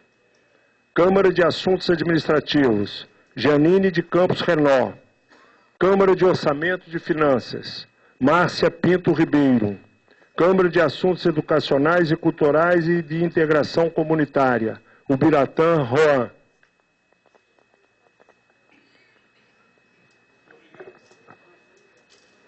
Em votação. Bom dia, conselheiros e conselheiras. Eu sou o Ubiratã Roan e estou ali numa das câmaras. Acontece o seguinte, o Leocrécio, que é da PROEX, ele seria o meu suplente nessa Câmara. E eu gostaria que constasse, inclusive em ata, que eu estou solicitando à plenária que a gente troque, que eu passe a ser o suplente do Leocrécio. Entendeu? Porque a gente tinha, inclusive quando a gente disputou, a gente sabe que nesse processo eleitoral, a gente tinha colocado esse acordo dentro do grupo político que apoiou a nossa candidatura, que seria assim: o Leocrécio já vem representando aqui como suplente, mas na Câmara parece que existe um óbice, tá? Seu pedido está prejudicado porque não tem suplência. E aí você tem que fazer um documento, o recurso às câmaras especializadas para poder fazer essa modificação. Não pode ser feito aqui nesse momento. Tá? Fica prejudicado. Em votação, os conselheiros estiverem de acordo, permaneçam como estão. Aprovado. Processo número 10. Recurso administrativo, interessado Ana Lúcia Torres Ceroa. Quem é o relator? Professor Edson Alvise. O parecer da Câmara ele tem um breve relato. Aí eu não sei se todos gostariam de ouvir todo o teor do recurso interposto ou apenas o breve relato do parecer? Breve relato, tá. Processo número 51.371/2012, da admissibilidade. A Câmara de Legislação e Normas delibera por conhecer do recurso impetrado por Ana Lúcia Torres Ceroa da Mota contra a decisão número 306 de 2012 do CEP, de 4 de julho de 2012, referente ao concurso público de provas e títulos para o cargo de professor titular, área de conhecimento, projeto e teoria da arquitetura, por preencher os requisitos de admissibilidade. Do mérito. A recorrente alega questões relativas à pontuação atribuída pela banca examinadora, por apresentar disparidades flagrantes na montagem do quadro de notas, apresentar erro material no relatório de certame quanto à natureza da tese apresentada e, por fim, aponta irregularidades na composição da banca examinadora, após relatar fatos semelhantes em concurso anterior, da qual participaram ela, a recorrente, e um dos membros da banca referida. A irregularidade reclamada refere-se ao grau de parentesco apresentado por um dos membros da banca na qualidade de suplente, que se trata da irmã do candidato aprovado. A requerente alega que o fato fere a impessoalidade e a moralidade administrativa, norma de caráter constitucional, artigo 37, inciso 10 e artigo 117, e de diploma federal, Lei 8.112, artigo 3º, e Lei 7.716, artigo 12, parágrafo 2º, além dos decretos 94664 e da Lei 7596. Tais diplomas, embora reconheçam a situação como caracterizadora dos institutos técnicos jurídicos de impedimento e suspeição, a conceituação encontra nos artigos 134 e 135 do CPC, que tanto por reconhecimento doutrinário como jurisprudencial é a base incidente em todos os tipos de processo administrativo, em razão da hermenêutica sistemática. Decisão. Conhecidos os argumentos, a CLN se abstém de entrar nas questões técnicas relativas ao concurso e demais manifestações, limitando-se à verificação da legalidade na montagem da referida banca e manifesta-se por maioria pelo deferimento do recurso, reconhecendo a ilegalidade da banca. Em discussão, conselheiro inscrito primeiro Paulo César, conselheiro Luca. Tem o microfone aí, vê se não tem. Estágio probatório. Tem a ver com a questão, hein? Vou começar pelo estágio probatório. Cartilha muito bem feita pela DUF. Foi feita uma resolução nesse conselho, em 97, resolução 104. O reitor era o professor Pedro Antunes, no dia 3 de dezembro, proibindo o estágio probatório de ocupar cargo nessa UF. 7 dias depois, dia 10 de dezembro, sai a lei, o regime jurídico único, e que permite em estágio probatório o elemento ocupe, o professor ocupe qualquer cargo nessa universidade. O que aconteceu? 13 anos de ilegalidade aqui dentro, porque tem uma lei maior, cara. Quantas pessoas foram prejudicadas nessa universidade? A confusão de Friburgo nasceu desse estágio probatório. Discussões, brigas, quase morte aqui nesse plenário. E não tem ninguém para consertar um erro desse conselho. E agora eu vou falar sobre o concurso da arquitetura. Conheço o professor Glauco, conheço a professora Regina, assino qualquer cheque em branco para os dois e qualquer declaração que eu sei que não houve nenhuma interferência. Agora, a Constituição é clara. A Constituição é clara. Não pode ter parente em banca. É impessoalidade. Então nós vamos rasgar a Constituição, já rasgamos o estágio probatório, para que lá venha a decisão de fora para dentro, e obrigando a gente a ter que engolir, que Friburgo no final a UF teve que engolir. Depois de 13 anos. Então, com todo respeito à arquitetura, porque nós não estamos discutindo aqui professor Nacerô, professor Glauco, professora Regina, nós estamos discutindo o nome da universidade. Eu conheço a professora Regina, conheço o professor Glauco, mas e quem não conhece? E como é que fica o nome da universidade nesse concurso? Daqui a pouco é parente, é sogra, papagaio, passando um concurso aqui dentro da UF, e as pessoas estão aí de fora atentas a isso. Nós temos que defender o nome da UF. A Constituição é clara, é proibida a questão da impessoalidade. Infelizmente, esse concurso está anulado, pô. 1 minuto. Acabou. Lembrando aos conselheiros que esse período agora, o tempo é em torno de 3 minutos, tá? Conselheiro Lucas. Algum conselheiro mais queira se inscrever para o debate? Eu vou abrir 3 minutos também para chefe de departamento e para a professora que entrou com recurso, professora Ana Ceroa. Ok? Então eu vou encerrar a inscrição na fala do Lucas, considerando as duas já escritas. Bom, o parecer da CLN, né, ele aponta algumas coisas interessantes, né, e a gente tem que, além da legalidade, discutir o porquê delas. Eles apontam, por exemplo, a disparidade, né, na qualificação. Acho que isso não deveria ser um elemento para que garante, olha, o concurso não foi inidôneo. Não, tem que ser um elemento para, sim, essa professora não está qualificada para tal. Né? Ela não foi, qualquer um pode acessar a gravação que foi feita e atestar que ela não teve qualificação para tal. Isso não deve ser um argumento para qualificar que aquilo foi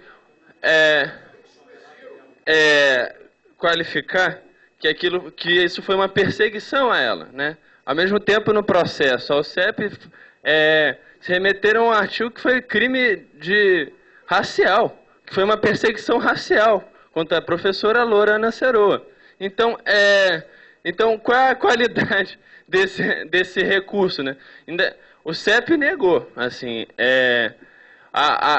agora o motivo vai mudando, né? O motivo do recurso. Agora é porque a professora Regina é irmã do professor Glauco, sendo que ela nem fez parte da banca, né? Ela não fez parte da banca, ela era suplente. Então, os argumentos vão mudando de acordo com o processo vai andando, assim. Isso é recorrente. E isso em qualquer processo implementado pela professora.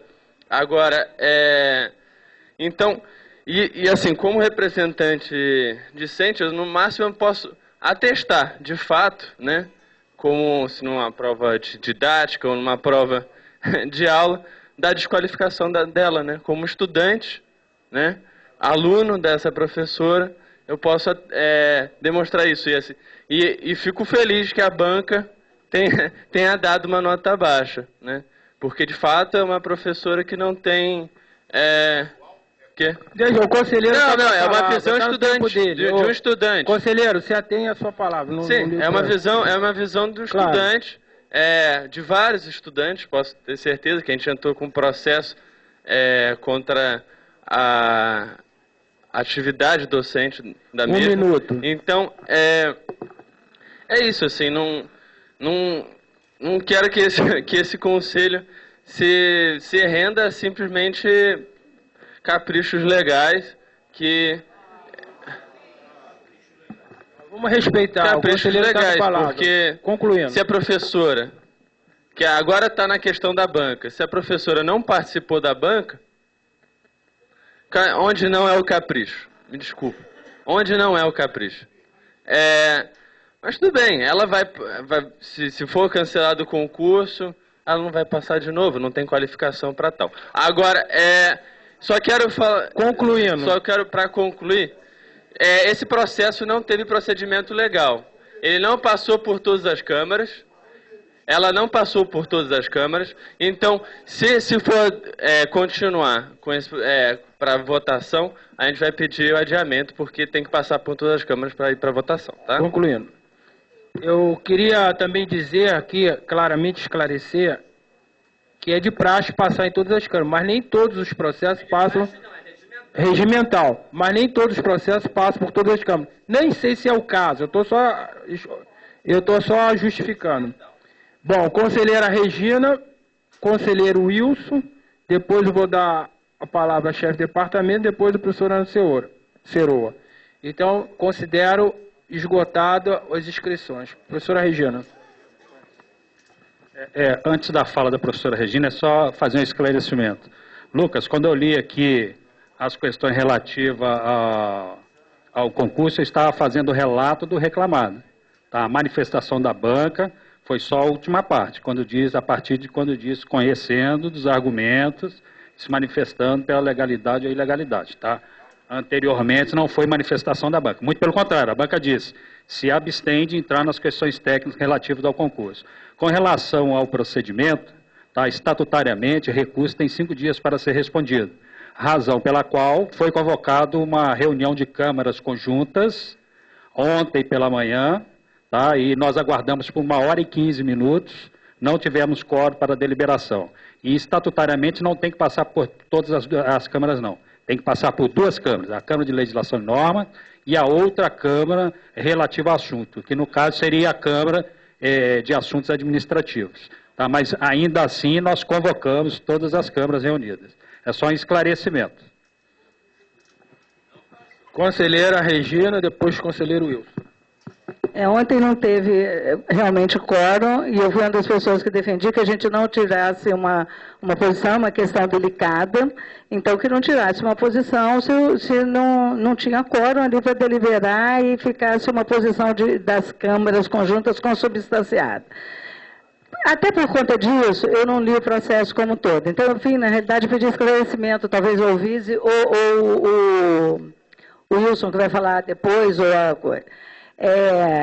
Um esclarecimento. Eu acho que essa é uma questão super delicada, eu acho que a UF tem que preservar, se existe uma lei, a gente vai ter que ver isso realmente, e, sim, não, estou dizendo o seguinte, se tem uma lei, a gente tem que ver para que esse caso não aconteça de novo. Se a regulamentação do CEP faz dessa forma, que a banca é definida a priori e depois não tem um prazo para recurso ou para mudar, nós temos que tentar alterar isso para que isso não mais aconteça e não chegue nesse ponto. Mas, na realidade, eu queria pedir um esclarecimento que eu acho que você falou, se não me engano. Existia um prazo para recurso em relação à banca, porque não são todos recursos, talvez para titular. Esclarecimento em relação ao processo.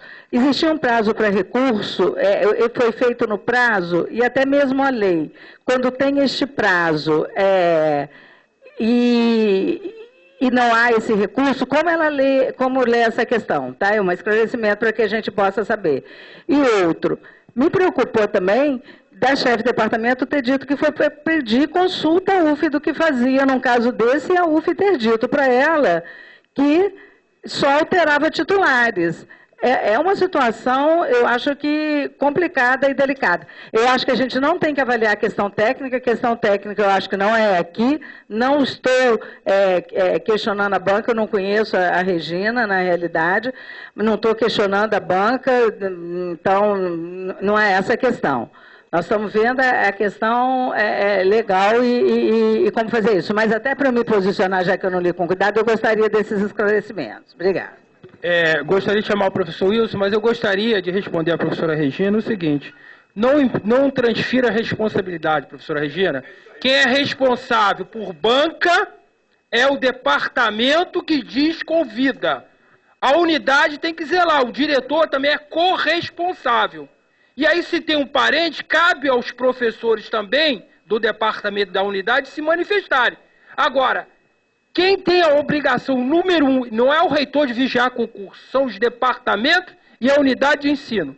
Eles são responsáveis por tudo que acontece ali. Agora, cabe aos conselhos regulamentar ou se manifestar em relação ao recurso. Então, é isso que eu gostaria de falar. A responsabilidade são dos professores daquela unidade, do departamento e da unidade. Professor Roberto, desculpa, só para que não haja dúvida nesse entendimento. Eu não tenho essa dúvida. Pelo que eu entendi, a professora disse que o departamento se manifestou e a CPPD disse que não, que só faria modificação em professor titular. Isso que eu entendi. Eu estou pedindo um esclarecimento. Mas eu acho que muita gente não sabe que se trata de irmão. Se soubesse, se fosse eu, aconselharia, se me tivesse me indagado, eu não colocar. Eu não estou entrando no mérito, que eu nem sei, não participei desse concurso. Eu estou só esclarecendo. Eu quero aqui iniciar dizendo que quero prestar minha solidariedade à professora Ana Ceroa quando vejo aqui com muita tristeza, me sinto aqui ofendido de ver um estudante pegar o microfone do Conselho Universitário e na frente de uma série de professores dizer que a professora não está habilitada e que a professora é loura e pode ter outro concurso porque a professora vai ficar reprovada novamente. Eu acho isso aí, isso é o fim da picada. Eu, como professor, estou ofendido e eu gostaria que o senhor presidente garantisse... Olha, Lucas, eu pedi que todos respeitassem a sua fala. Então, por favor, respeite e todos respeitem a fala do... Correto. Então, eu quero então manifestar aqui meu total repúdio, minha indignação ao ouvir um estudante falar isso aqui de um colega, de um docente. Eu estou ofendido tanto quanto a senhora deve estar. Segundo, quero também dizer que o professor titular, o cargo de professor titular, é algo que acho que boa parte de nós, se não todos nós, colegas professores, almejamos um dia atingir. Eu tenho esse objetivo, eu sou professor associado, tenho muito orgulho de ser professor associado e estou trabalhando incansavelmente para um dia atingir a condição de professor titular. E vou chegar lá. Agora, eu acho que a universidade, em função até desse respeito que tem que ter às pessoas que querem almejar esse cargo, deve primar por realizar um concurso. Eu entendo que um concurso a professor titular é um momento de alegria para a universidade. Então a universidade deve primar pela lisura e pelo total e correto atendimento à legislação pertinente. Nós estamos vendo aí, eu nessa história toda lá na Câmara de Legislação e Normas, eu fui pesquisar um pouco mais e vi diversas decisões de tribunais regionais federais que colocam claramente a anulação de concursos por suspeição de amizades entre membros de banca e candidatos, suspeição de colegas que têm trabalhos publicados, ex-orientadores que estão na banca, e anula concurso. Nós estamos tratando aqui de uma situação que, muito embora o candidato aprovado, irmão de um membro da banca, membro seja suplente, nós devemos lembrar que isso foi publicado, a banca de concurso está publicada lá, o nome da professora Regina, irmã do candidato que foi aprovado. Que nós não estamos aqui entrando no mérito da avaliação, se a professora é competente, tem competência ou não tem competência para ser. Nós não estamos entrando nesse mérito. Nós estamos entrando na questão legal. E o professor Edson, lá na Câmara de Legislação e Normas, teve o cuidado também de procurar os artigos da legislação que mostram a necessidade de se tratar com impessoalidade uma banca de concurso público. Então, o que nós estamos tratando aqui não é uma filigrana da legislação, é a legislação. É a legislação. Então, nós não podemos permitir uma situação como essa. Puxa vida, um membro de banca, irmão de um candidato que é aprovado. Um minuto. Segundo, sim, senhor. Segundo,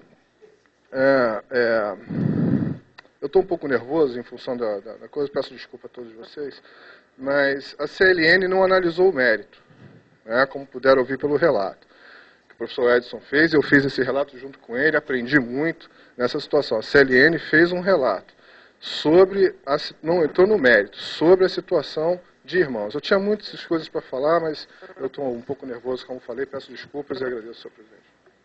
Eu quero apoiar a fala do Lucas, no sentido que eu estou no departamento com processo, com assinatura de 10% dos alunos da arquitetura, cerca de 55 alunos, pedindo uma revisão na conduta da professora Ana Ceroa com relação a aulas e outras questões que não cabem aqui no momento. Além disso, eu quero completar que a banca ela foi aprovada no CEP, ela passou pela DGL, reforçar que a composição da banca é anterior à inscrição dos candidatos, a abertura do edital foi no mês de junho, a inscrição dos candidatos foi no dia 31 de janeiro, o concurso ocorreu no dia 12 de março. Eu fiz consulta à DGL para informar que a banca de titulares estava completa, professora Maria Lúcia Malardi, Heloísa Petit, Circe Monteiro, Denise Pinheiro e o professor Sérgio Leuzin representando a universidade, e que eu não tinha mais suplentes pelo fato do professor Frank Svensson estar adoentado, o professor Edson Mafuz ter declinado, não queria mais participar, e a terceira professora era irmã de um dos candidatos. Então, foi-me informado que poderia ser necessário mexer na composição dos titulares. Se isso fosse necessário, seria levado ao reitor, para eu manter como estava o concurso. Então, como a gente não contou com suplente, em nenhum momento ela foi convocada, o concurso ocorreu na maior lisura, a professora, no caso, irmã do candidato que estava inscrito, não participou em nenhum momento, ela era membro suplente e não foi convocada. O concurso foi todo filmado e dá para comprovar esse fato. Ela não participou em momento algum. Né? E reforçando que o concurso para titular tem outras características, não tem composição de pontos, sorteio de ponto, nada disso. O candidato escreve uma tese, defende a sua tese, apresenta o seu memorial com sua produção e sua intenção futura junto à universidade e dá uma aula de tema escolhido pelo próprio candidato. E eu não vou entrar aqui no mérito da candidata, porque a banca tem soberania para avaliar. O fato dela ter concorrido com um dos membros da banca há cerca de 20 anos atrás, eu acho que não pode ser colocado aqui como fator relevante, até porque o professor Sérgio Leuzinho e a professora Regina eram os únicos professores titulares da Escola de Arquitetura e por isso deveriam estar na banca. E é só. Obrigada.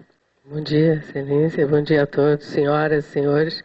Eu queria dar início à minha fala dizendo que eu ingressei na UF em 1990 por concurso de títulos e provas e desde então tenho trabalhado e me sinto muito honrada de ter tido a oportunidade de trabalhar com pessoas sérias, competentes, de quem eu muito me orgulho.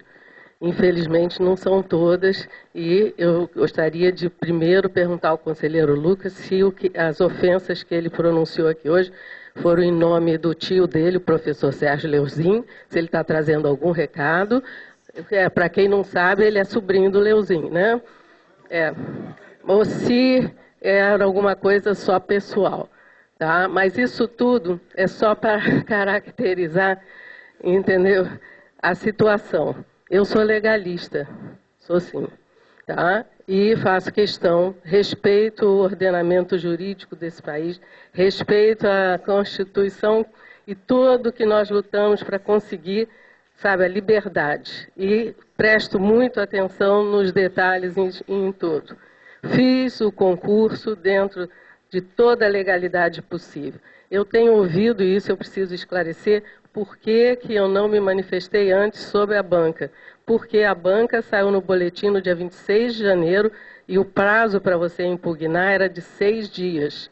Tá? Quando eu tomei conhecimento que o candidato era irmão da pessoa que estava na banca, nós já estávamos em março, já tinha passado o prazo para impugnar a banca. Então, o novo prazo do edital era para reclamar do concurso 5 dias após o seu término. Não cabia você, no meio de um concurso, ficar gritando desordenadamente: "Ih, teu irmão está na banca, teu irmão está no concurso". Não é assim que se procede.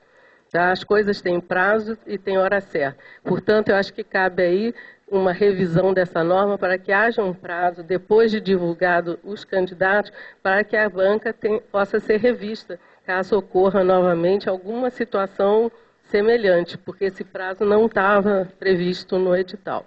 Então, fora isso, eu só quero dizer que eu acredito nessa instituição, fiz o recurso porque enxerguei erros para mim significam nulidade.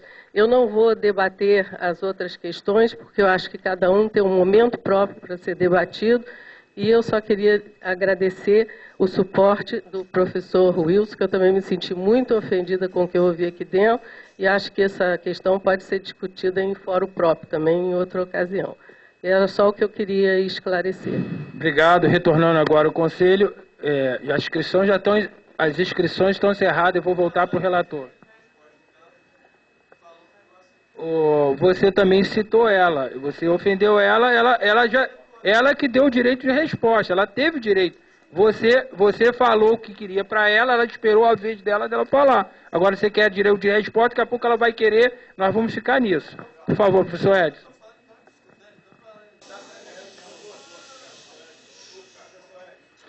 Apenas tentando esclarecer os questionamentos da professora Regina. Realmente o rito do concurso de professor titular é um rito diverso em razão do longo período de inscrição que tem que ficar aberto, o lapso mínimo de 6 meses, né? Até para que esse tempo seja mesmo para que os candidatos preparem a tese e tudo, né? Existe um prazo de impugnação da banca, sim, tá? Mas esse prazo, na realidade, ele é aberto após a publicação da banca e ainda não se sabe a relação dos candidatos que vão concorrer. Então, ainda você não tem os elementos para poder fazer a impugnação. De qualquer forma, tá? Voltando novamente aqui ao relato que eu havia feito, era o que constava no recurso, o que nós acrescentamos aqui foi o dispositivo do artigo 134 e 135 do CPC, que regula justamente esta questão de proximidade entre quem se investe na posição de julgador, ou quem se investe na estrutura da posição de julgador, e quem está sendo julgado, né? No caso, a banca e o candidato, né? O artigo 134 do Código de Processo Civil, que é estendido para todos os tipos de processo administrativo, ele diz que é terminantemente proibido a participação de parentes na linha colateral ou consanguínea até o 3º grau, e que é obrigação do próprio reconhecer e declinar. Não sendo, provoca a nulidade do processo, estando sujeito, inclusive, à punição. E isso vale para juiz, promotor, escrivão, oficial de justiça, todos que estejam envolvidos no procedimento. Tá? É bem abrangente, a norma é bem abrangente. Até defensor público, se tiver realizado qualquer ato no processo, pode levar à nulidade. No caso do impedimento, que é uma questão que pela lei é considerado grave, diz que é proibido, é terminantemente proibido, inclusive não se aspira nunca isso. Isso pode ser reclamado a qualquer tempo. Até em ação rescisória, depois de transcorrido todo o processo, isso é motivo para reincidir a decisão que foi tomada, né? Diferente da suspeição, que já é o artigo 135, que fala em amizade, inimizade, proximidade, né, em que aí já não é tão firme, mas que você tem que comprovar que, de alguma forma, isso possa influenciar. Então, nós estamos aqui no primeiro caso do artigo 134, impedimento terminante. Né, me parece que talvez faltou um pouco de habilidade, porque o membro suplente também poderia ficar sem o membro suplente, do mesmo jeito que o membro titular pode se retirar da banca, o suplente também pode se retirar. E aí se faria a substituição, não se faria, talvez uma desatenção. Olha, eu também quero frisar que não conheço nenhum dos participantes do processo, tá? Nem a professora, nem o candidato, nem quem estava na banca e nem a outra candidata, não conheço ninguém. Tá? Então eu fiz estritamente aqui e só fiz, e tive uma determinada dificuldade, porque o CEP decidiu, mas o CEP ele não justificou no parecer dele.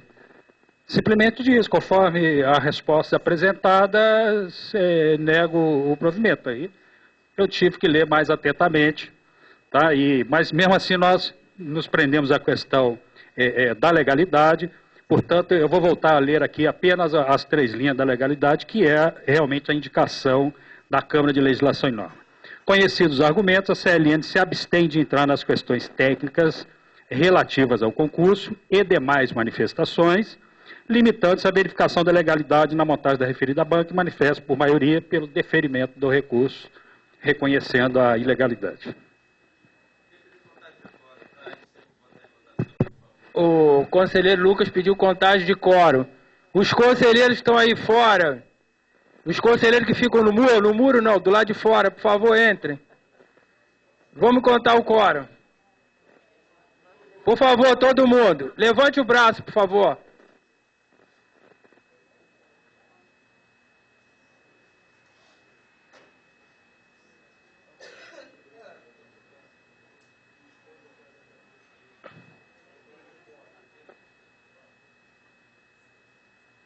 Chegaram 3.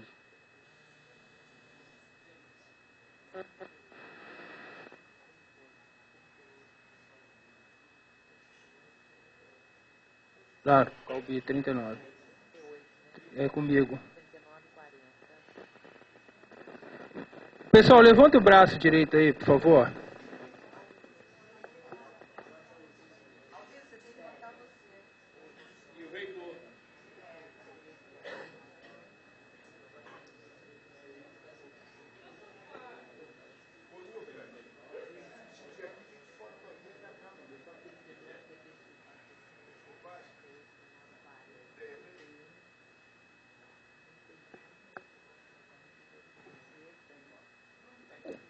42 conselheiros presentes. Então dá para deliberar.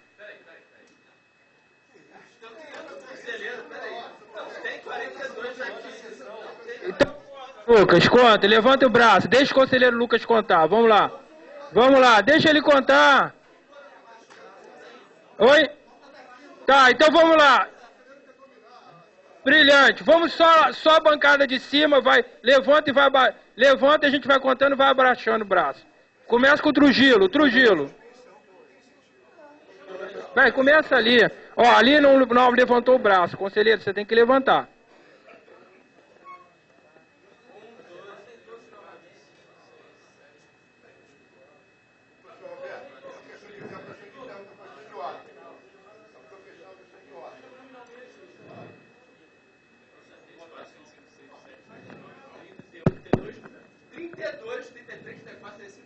Não é isso não, Lucas. Lucas, você não vai tumultuar aqui não. Não vai tumultuar. Eu vou contar, eu. 1, 2, 3. Levanta 4, 5, 6, 7, 8, 9, 10, 11, 12, 13, 14, 15, 16, 17, 18, 19, 20, 21, 22, 23, 24, 25, 26, 27, 28, 29, 30, 31, 32, 33, 34, 35, 36, 37, 38, 39, 40, 41, 42. Ô, Lucas. Vamos lá.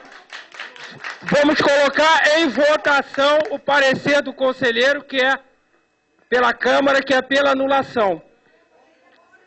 Quem... Não, senhor, não está aceito não, vai ser votação aqui. Vamos lá. A votação vai ser o seguinte. Os conselheiros que forem favoráveis ao parecer pela anulação vão levantar o braço. Aí vamos contar. Os conselheiros contrários vão levantar o braço e depois vamos contar. Isso, é assim que você assim que é o procedimento. É esse o procedimento. Os conselheiros que forem favoráveis. Os conselheiros que forem favoráveis à anulação, levante o braço. Que forem favoráveis à anulação. Conta. O quórum é de 44.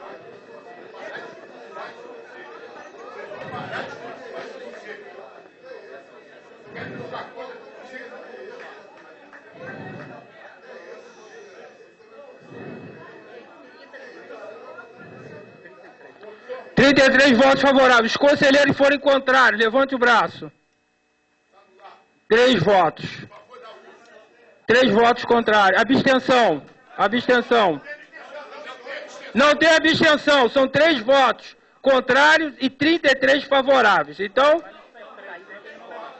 Não, os que não levantaram o braço, não querem votar. Não querem votar. Os conselheiros que não levantaram o braço, não existe abstenção. É isso. É isso. Então são 33 votos favoráveis e 9 contra, porque contando a abstenção. Então está decidido. O concurso, a decisão é acompanhar o parecer do relator. Obrigado a todos. Tenham uma boa tarde.